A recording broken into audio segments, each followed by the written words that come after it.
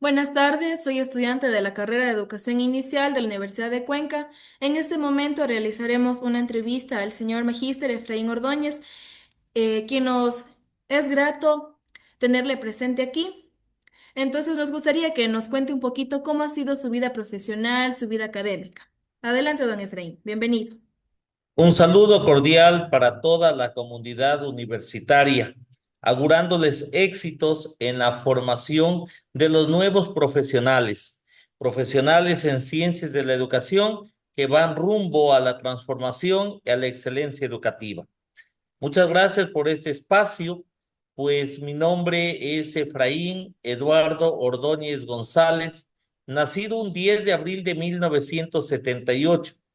A muy temprana edad inicié dentro de la carrera magisteril, iniciándome como docente educador comunitario en la Escuela Gabriela Mistral, en el Instituto Artesanal Portobelo y en el Instituto Artesanal de Zaruma, donde cumplí las funciones de director de este centro educativo. En ese tiempo no teníamos una remuneración estatal, ni tampoco había un contrato firmado. Era previsto a base de la campaña del Ministerio de Educación por alfabetizar a los ecuatorianos y ecuatorianas. Desde ahí inició nuestra labor dentro de la docencia. Luego, un 4 de febrero del año 2004, ingresé al Magisterio Fiscal en el sitio Piedra parroquia Ayapamba, Cantón Atahualpa, siendo director de la Escuela de Educación Básica Mercedes Morocho. En esta institución permanecí 10 años de trayectoria educativa. Luego fui trasladado a la Unidad Educativa Fiscomisional San Juan Bosco, donde elaboré un lapso de tiempo de 3 años. Luego en el Colegio Sultana de El Oro y finalmente tuve un tiempo de 6 años como director distrital de educación, atendiendo la jurisdicción de Atahualpa, Portobelo y Sarum. Este es mi modesto recorrido dentro del Magisterio Nacional y que está siempre inspirado por la noble misión de educar, evangelizar desde las aulas y desde la función administrativa, trabajar en conjunto en pos de una educación inclusiva, de calidad y calidez, sin violencia en las aulas y por la transformación de la sociedad. Listo, don Efraín, muy amable en contarnos cómo ha sido su trayectoria en este ámbito educativo y que es bastante larguito para la edad que usted también tiene. Entonces, para empezar con la entrevista, en cuanto a cómo ser un líder educativo, para que nos ayude respondiendo las preguntas. Como primera pregunta tenemos, en el marco de ese trabajo, ¿qué tanta importancia usted le da al liderazgo? El liderazgo es fundamental, no solo porque permite guiar equipos, grupos de personas, sino porque permite también tomar decisiones acertadas, inspira, motiva, genera un ambiente de confianza y compromiso. Dentro del ámbito educativo, un buen líder transforma vidas y también comunidades.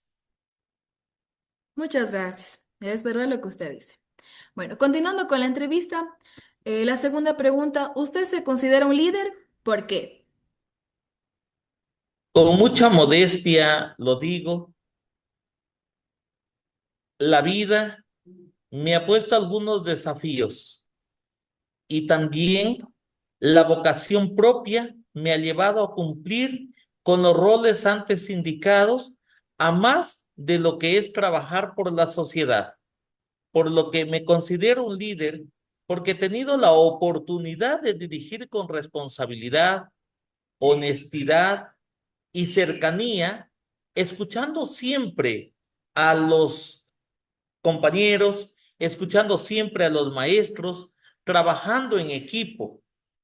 Mi enfoque en lo personal se basa en que el servicio es lo que nos hace diferente y hemos nacido para servir, para acompañar y motivar a otros, siempre con humildad, con honestidad y con respeto. Me identifica mucho la filosofía de San Juan Bosco.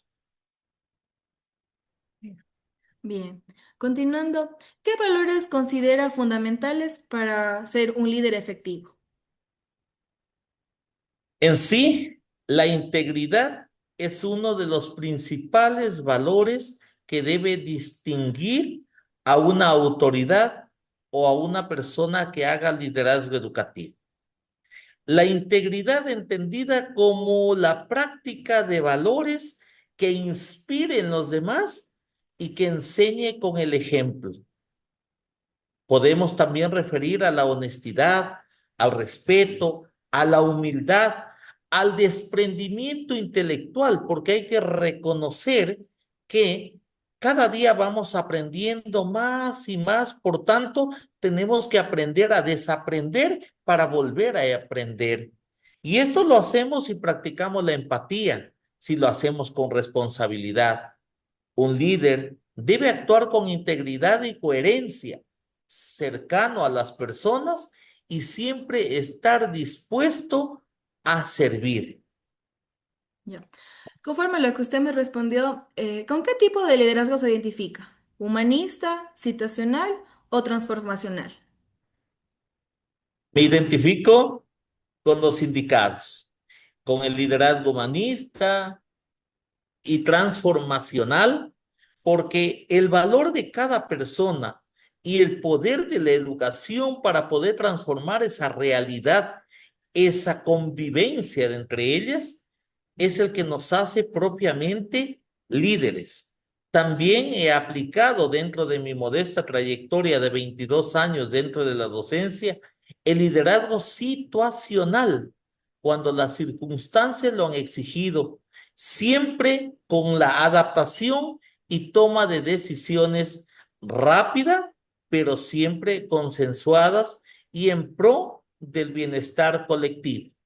Muy bien. Es lo que conocemos como la educación y la autoridad en territorio. Sí. Entonces, respondiendo a esto, ¿podría decirme usted cuándo surgieron sus habilidades de liderazgo? El contestar esta pregunta me remonta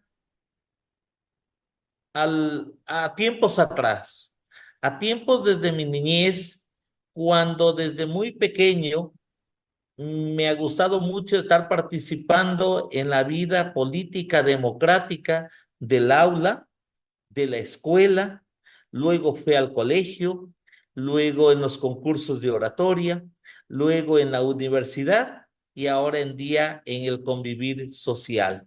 Desde mi juventud y en el colegio ya me gustaba pues colaborar, organizar actividades, apoyar a mis compañeros, pero fue en la etapa profesional donde hemos podido concretar, consolidar lo que es el trabajo en el liderazgo aplicado.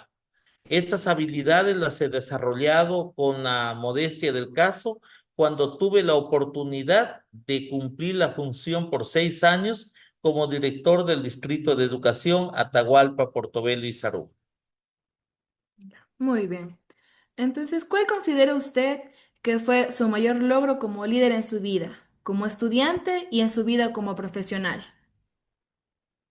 Como estudiante, tuve la oportunidad de liderar con responsabilidad y con mucha humildad y modestia, ser un referente positivo para mis compañeros. Tuve el honor de estudiar en un colegio nocturno, Miguel Sánchez Astudillo, donde en la noche tenía que estudiar y durante el día tenía que trabajar. Esas características peculiares llevaron a muchas personas, entre ellos compañeros de estudio, profesores, a identificar cómo el sacrificio y la responsabilidad pueden llevar a una persona a triunfar. Luego, como profesional, el haber dirigido la Dirección Distrital de Educación por el lapso de 6 años, impulsando mejoras en su infraestructura, en la calidad educativa, en la inclusión, también me ha permitido consolidar esos aspectos fundamentales que dan con el acierto del liderazgo. Ya. ¿Quiénes han sido sus referentes o modelos a seguir en el ejercicio de liderazgo y qué aprendió de ellos? Primero, el liderazgo de Jesús cuando vino a evangelizar en la tierra trayendo la palabra a la humanidad. Ese liderazgo donde él no necesitó de paredes, no necesitó de reproductores de imágenes, no necesitó de ayudantías de cátedra para poder promulgar la palabra divina. Esa vocación docente es la que nos ha permitido seguir el rumbo dentro de la educación.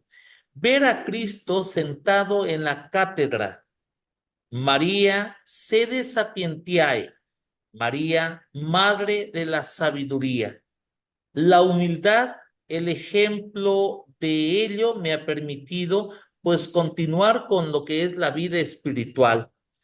Mis referentes terrenales son mis padres, mis docentes. Estudié en la escuela Gabriela Mistral, una escuelita de condiciones humildes, pero sus maestras y sus maestros hicieron que me forme como el ser humano que modestamente soy en la actualidad. Ellos se han convertido en mi ejemplo, en mi inspiración.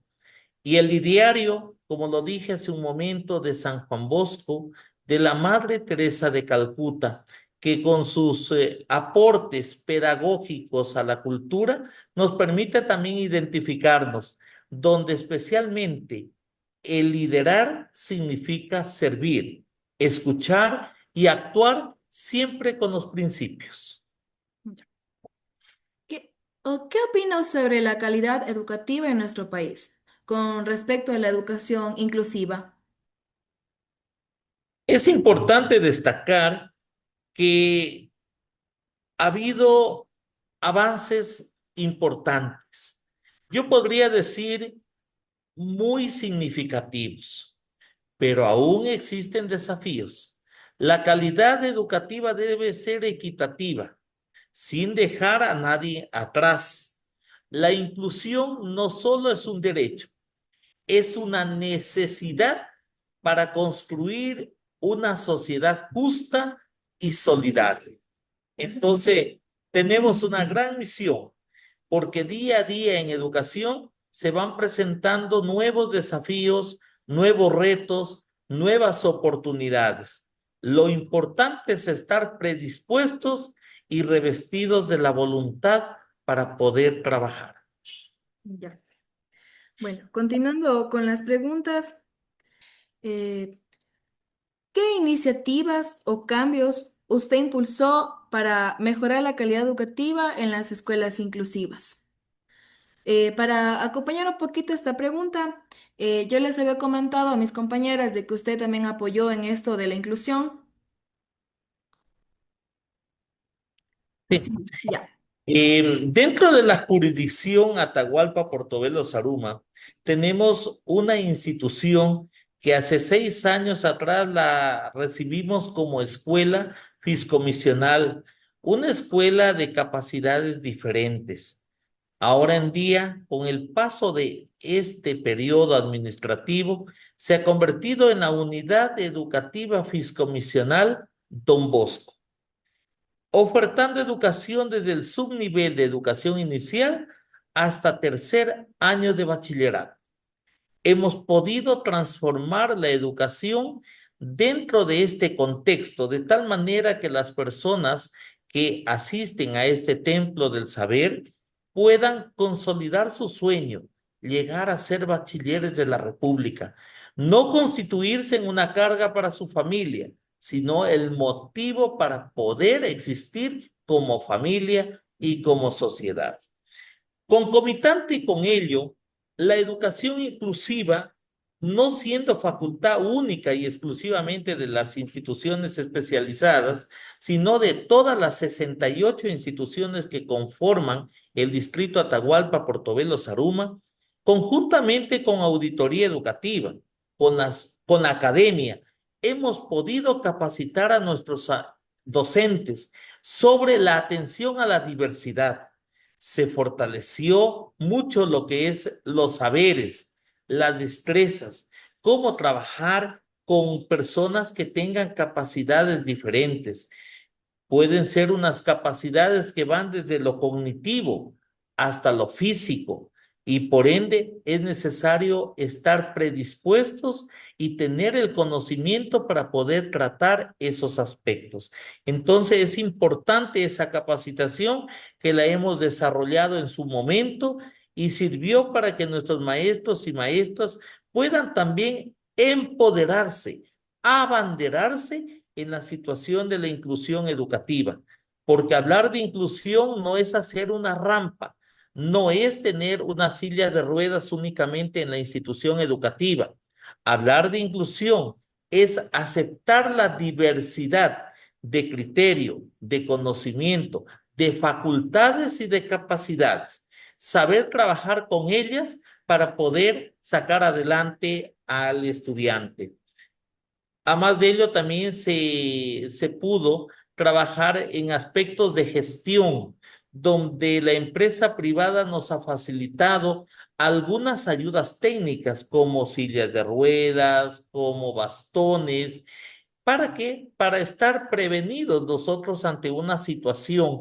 De pronto un niño se cae, de pronto una persona con capacidad diferente llega a nuestra institución. Se ha construido por parte de los directivos, con gestión de ellos, de sus maestros, las famosas rampas para que puedan tener acceso a las instituciones educativas. Y desde esta infraestructura hemos podido garantizar una educación digna y adaptada para todos nuestros estudiantes. Ya. Muchas gracias, don Efraín. Continuando con las preguntas, ¿qué estrategias utilizaría usted para motivar a los demás a trabajar por un objetivo común? La principal, inspirar. La vocación de servicio y el profundo deseo de brindar mejores oportunidades a nuestros niños, jóvenes y adolescentes, creo firmemente que la educación es el camino para transformar vidas y comunidades. Entonces tenemos que dejar de ser un pizarrón para ser un espejo. Ese espejo donde todos se puedan mirar, puedan inspirarse y puedan trabajar en bien de toda una comunidad. Ya. Muy bien. Cuénteme, don Efraín, ¿cómo usted se capacita o se actualiza en cuanto a esto para seguir siendo un líder efectivo en el contexto educativo actual? Principalmente el acto de leer, de empoderarme de temáticas, de seguir íconos en la resolución de conflictos, personas que tienen ya su trayectoria. Por ejemplo, me gusta mucho seguir los programas Cara a Cara con Rosalía Arteaga, una cuencana que fue presidenta de la República. Ella tiene un número muy diverso de programación y entre ello uno se va aprendiendo y se va también motivando y llevar a la práctica ese conocimiento, siempre trabajando mediante el diálogo. La comunicación nos permite aprender, pero también nos permite solucionar. Cada vez que nosotros aprendemos y nos convertimos en mediadores, estamos en capacidad de solucionar conflictos, no yéndonos al extremo, que es la ejecución del aspecto legal, sino solucionarlo a tiempo. Aquí viene la pedagogía salesiana, educar y corregir con amor. Ya. Muy bien. Entonces, respondiendo y siguiendo el sentido de esta pregunta, ¿qué legado dejaría usted en el ámbito educativo? El legado de un trabajo honesto, un compromiso con la humanidad, un liderazgo al servicio de la comunidad. Se puede hacer educación con bastante integridad, sin necesidad de caer en la demagogia, ni tampoco el de caer en el vulgarismo. Educación se lo hace con altura, se lo hace con cultura. Y el legado más grande es el de haber contribuido al fortalecimiento de la educación, siendo ejemplo dentro de las aulas, siendo ejemplo y testimonio dentro de la actividad administrativa y también trabajando en comunidades de aprendizaje. Actualmente laboro en el Colegio de Bachillerato 26 de Noviembre. Tengo a mi cargo la Cátedra de Lengua y Literatura y desde este rinconcito estamos formando a los futuros oradores que tenga nuestra institución y salud. Ya, muy bien, doña Efraín. Eso es algo bueno también, tanto para el pueblo sarumeño, también para el legado que usted está dejando para los estudiantes que próximamente tendrán sus futuras profesiones. Ya, muy bien. Para concluir la entrevista, la última pregunta, eh, ¿usted qué mensaje nos podría dejar a nosotras como futuras docentes para aplicar un liderazgo que genere efectos positivos en las demás personas? El ser líder no es solo tener conocimiento. Ser líder es ser empático, es actuar con el corazón, escuchar a los estudiantes, a los maestros. Cada uno de ellos tiene su potencial, viene con un cúmulo y un bagaje de experiencias inimaginable. Nosotros tenemos que saber procesar esa información, canalizarla y ponerla al servicio de un conglomerado.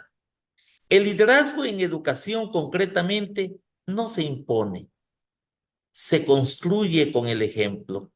El respeto, el amor, la honestidad, la responsabilidad por enseñar. Ustedes, queridos jóvenes, tienen en este momento una oportunidad para transformar vidas. Nunca lo olviden. El pensamiento de la Madre Teresa de Calcuta: quien no vive para servir, no sirve para vivir.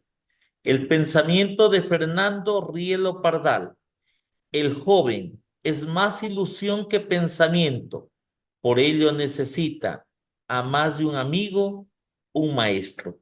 Culmino mi alocución en esta entrevista con un pensamiento del filósofo Fernando Rielo Pardal, quien dice: si quieres llegar a sabio, detente en el misterio que eres, misterio tan hondo que nunca darás con tu existencia.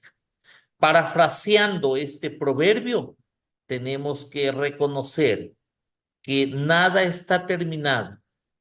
Todo lo vamos construyendo día a día, con aprendizajes, con errores, con aciertos, pero sobre todo con la conciencia de que un maestro es el guardián de la civilización humana, que un maestro es aquel profesional que da todo por sus estudiantes, que un maestro es aquel ser que revoluciona las comunidades. Muchas gracias, don Efraín, por esas palabras tan hermosas que nos brinda a nosotras como futuras docentes. Es un halago recibir de usted aquello.